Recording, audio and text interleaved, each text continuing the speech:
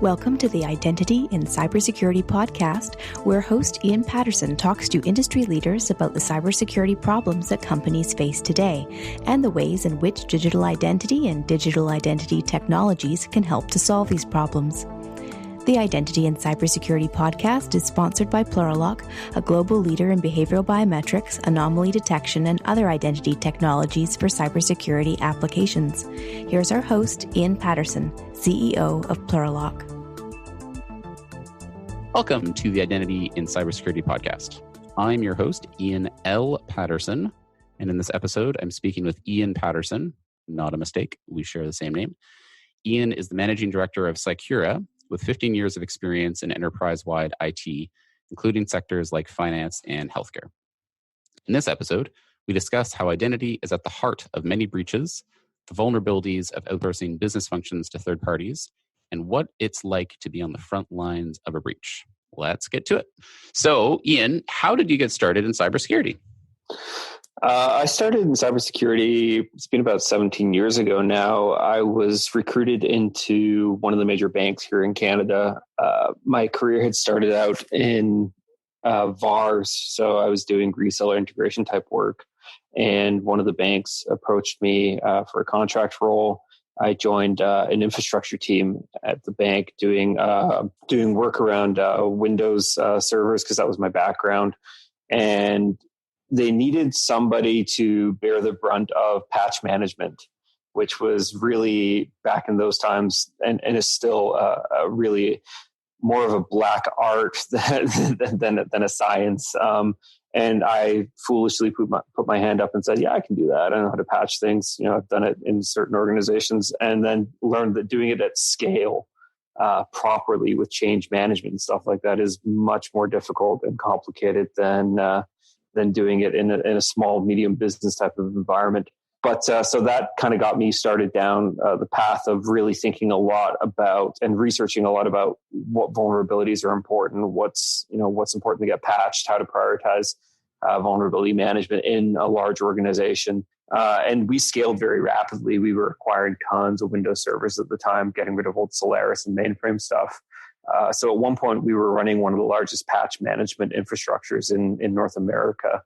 And then what happened from there was the security team that I was interfacing a lot with in the bank asked me if I would come over and do the inverse and run the vulnerability management program for the organization. So understanding where there's vulnerabilities across the organization. And then as we started acquiring US banks in 2008, that program exploded and became probably one of the biggest in North America vulnerability management programs as well. So that was kind of what started me out, though it was that was kind of 8 years.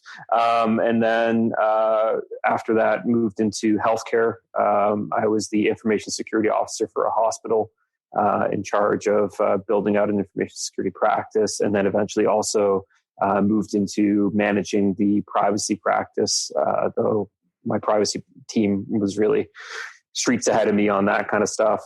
But learned a lot about healthcare and healthcare specific cyber needs and the unique challenges in that space, and why a lot of legacy healthcare applications really struggle with stuff, including identity. Identity is a huge problem in the healthcare space. And we could probably talk for an hour about that if you want. And then after spent 4 years 4.5 years in the hospital, moved to a government agency that was part of the Ministry of Health in Ontario as the Director of Security Operations. So the mandate there is a centralized health record for all 13 million people within the province of Ontario. I was the Director of Security Operations for that organization for a period of time, and looking after how we manage security around the sensitive infrastructure and databases that were within that environment, as well as how we interfaced with our partners, being hospitals and clinics and EMR providers, around how we secured those transactions with those customers. So that's kind of my background in cyber. And then I've been doing the consulting thing now I've been running Cycura as managing director for 4.5 years now, working on the client side of things. And it's been an interesting journey, and I've had a lot of exposure to a lot of different environments and industries here as well too. So seen a lot of challenges. And if we think about identity, have certainly seen impacts to organizations where there has been poor or no identity management in place, and what some of those outcomes are. Because part of practice that we have here is obviously incident response, incident handling, and so I've had an opportunity to work with a lot of organizations going through breaches and events, and identity has been the heart of a lot of those. So, given where you sit and you're able to see the threats coming at multiple organizations, including the ones that you've been at, what are the threats that are keeping you up at night? I mean, the ones that have the most immediate impact, you can't discount ransomware, obviously, because the impact is so pronounced, and the ability for most organizations to recover is very it's variable. Some companies might get away okay or relatively okay, and other companies it's going to be an existential threat to the organization, depending on if they can or can't recover. So that's probably the biggest and most pronounced one at the moment. Business email compromise is obviously a challenging one, and could be largely averted with just some decent identity management practices in place, multi-factor authentication. Or I think the other one that kind of worries me a lot is just dependence on third-party services as we take a lot of our business processes and we start to move them outside the organization, because that's not the core competency of the business.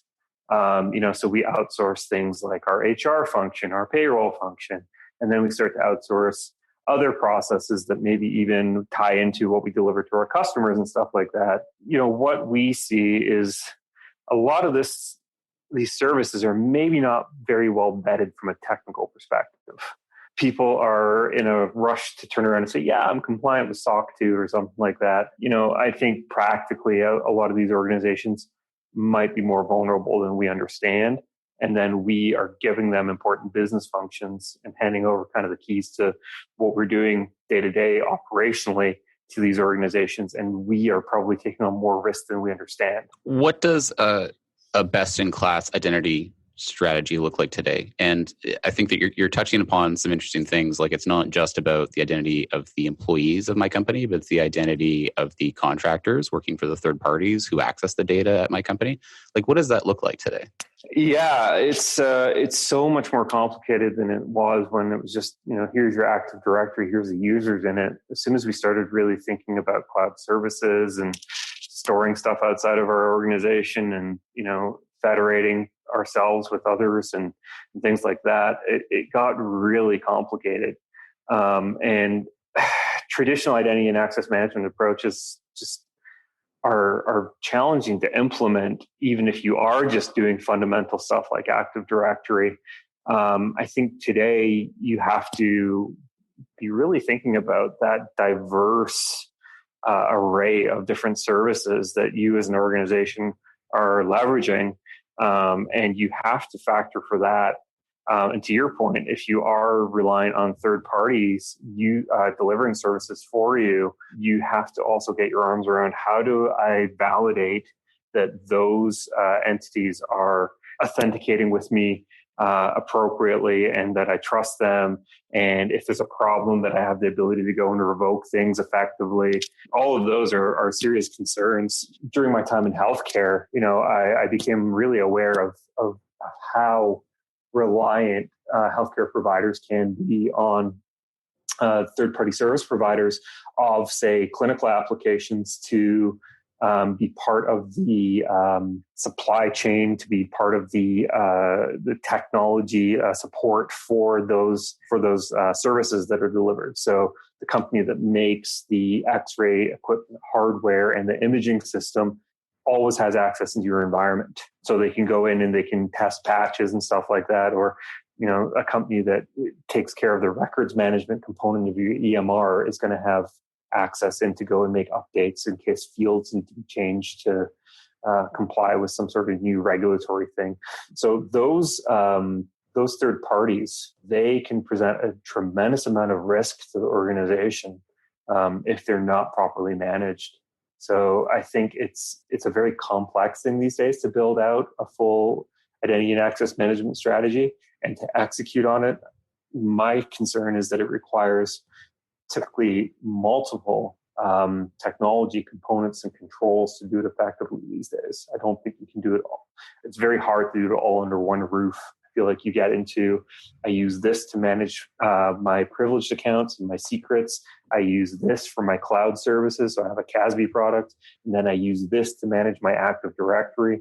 And all of that makes for a difficult situation. So describing potentially 3 different vendors or solutions just to manage identity, and then not to mention the rest of the cybersecurity stack, generally requires a large staff. And I think one of the things that we're finding, particularly with our customer base, is nobody is able to hire enough people quickly enough to meet the demand of their organization. Given that your company is effectively the SWAT team, right? I mean, people call you when their own security teams can't necessarily get the job done. And so you have to recruit the absolute best of the best. What are you finding that's working for recruiting talent, retaining talent in the very competitive cybersecurity job market that exists today? For us in particular, it's kind of 2 things. It's creating that culture that attracts the kind of people that we need and want as part of our team. So to your point, we bring on super talented individuals who are really good at what we do, the kind of offensive security pen testing, red team work. That's a very certain, very distinct personality type and skill set. And it's really self-motivated. I like to break things, CTF inspired hackers that want to go out there and learn and poke and tinker. And so we organizationally have to make sure that part of our DNA is that. So anything from, as an organization sponsoring grassroots stuff like DEF CON, our local DEF CON chapter and Sector and which is now Black Hat here in Toronto. And then also things like Hack Student, stuff like that. Like we make sure that we live and breathe that and that the people that work for us feel that. So that's one strategy around, I guess, attracting and retaining people. The other thing that we've realized you have to do is you can't always compete on salaries because, especially in Toronto, but I'm sure you're feeling it in Vancouver too, as you see a lot of the big players like Amazon and Google and Facebook and others move into town, and even the banks, they're driving the salaries up for even junior roles because they want and need the talent as well too. So we're finding that you're going to have to take a chance on people you identify as best and brightest who are probably just coming out of school or finishing a program, bring them on board and train them up and give them an opportunity. And then, encourage them to do a lot of learning on their own, get upskilled with your team. They get the advantage of working side by side, and you can grow them into that talent that you need. The reality is you can't invent these people. You can't just materialize them out of thin air. And a lot of what I'm seeing coming out of some of the school programs, it's really geared at like SOC analyst. It's not geared towards what we need to bring somebody on to work on a project for a client. We can't trust that. So bringing in somebody more junior and then having them shadow somebody for several months before they're allowed to even try something, that's client facing, that's been a strategy that we've implemented and has worked okay for us as well. So given somebody who's been both on the offensive side, like you are now, and then also on the defensive side, both in healthcare and financial services, if you were thrown into a mid-sized financial institution as a CISO, what does that first 60, 90-day plan look like? What are the first things that you need to do when you're coming fresh into an organization to take a handle and take stock of what's taking place? For me, it always starts with what do I have?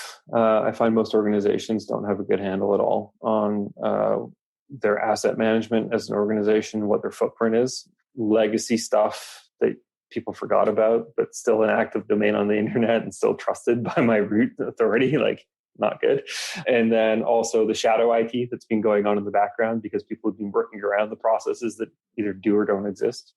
So understanding what I have, and then taking a hard look at it and understanding the business operations meets vulnerability side of it. So what is the important things that the businesses needs as far as my IT goes? How are they leveraging it? What do those critical processes look like?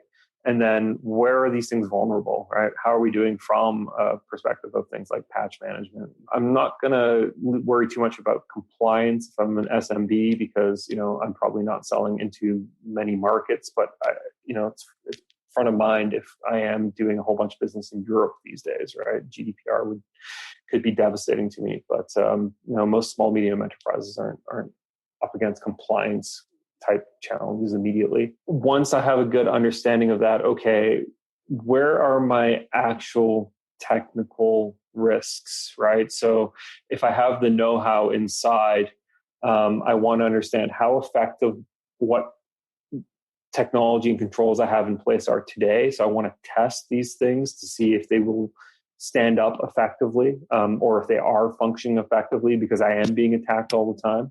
So I want to know what's working and what's not. And then from there, I can assess, okay, what do I need to implement to build out a security program that meets the needs of the business for the next 2 to 3 years? Because that's really as far as I can forecast down the road. So it's really about understand what you have, assess how it's being used and what the criticality is.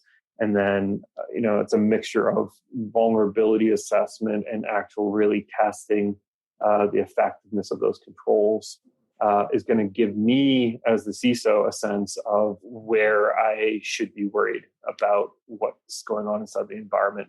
There's obviously a lot of different contexts you need to look at there: policy, business operations, what we consider important as an organization, what kind of customer we serve, and markets we're operating in. All of those things layer into it. But I think what I've just outlined fundamentally are the places that you're going to get hurt from a technical perspective, regardless of what industry you work in. That's how I would approach it, at least. So this is going to be a topical question because we've already actually paused the interview so you could take a call in regards to a breach. But what is the highest stress cyber incident you've been involved with? And if you can't necessarily talk about that one, maybe what would be one that you've heard of from folks in your network? I can actually talk slightly about one because there was like a public announcement that we were working at, like a press release. So I was brought into this organization at the height of the Ashley Madison data breach here in Toronto, and I worked very closely with the board and the executives there on managing that breach as well as the technical team. So I was kind of in the middle of the storm there during that incident. Any breach, though, we've as an organization have probably worked on, closing in on 100 different data breaches over the last few years. And, going back in my career, I've been involved in ones in different organizations in healthcare and stuff. Any breach is a stressful situation. You're trying to get your arms around the root cause of the problem. You're trying to do containment of the issue. You're trying to understand, particularly today with the privacy concerns around breaches, you're trying to understand what the exposure of patient records, if you're in the healthcare space, or personally identifiable information in the consumer space.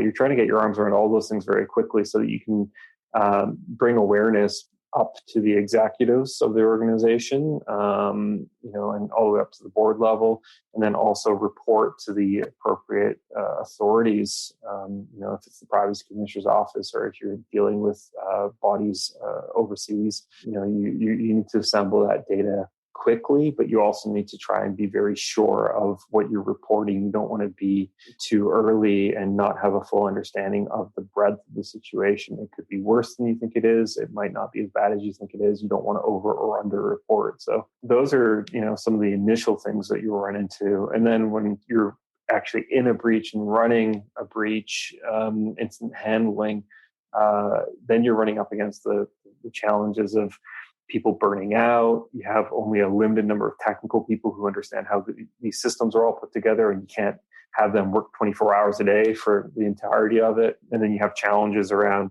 if you're on the consulting side, customers don't understand how long these things actually take and what the costs are going to look like. You're lucky to get back up and operational from, let's say, a ransomware attack in about 7 business days. If you're lucky, it could be more like 9 to 14. And a lot of organizations can't afford that kind of downtime. So there's pressure there, to help get these people up and running because they're experiencing significant losses. At the same time, though, you also have to take care to try and preserve evidence and rebuild environments in a sane and safe fashion so you don't go and expose yourself to the same thing again or allow an attacker back into an environment.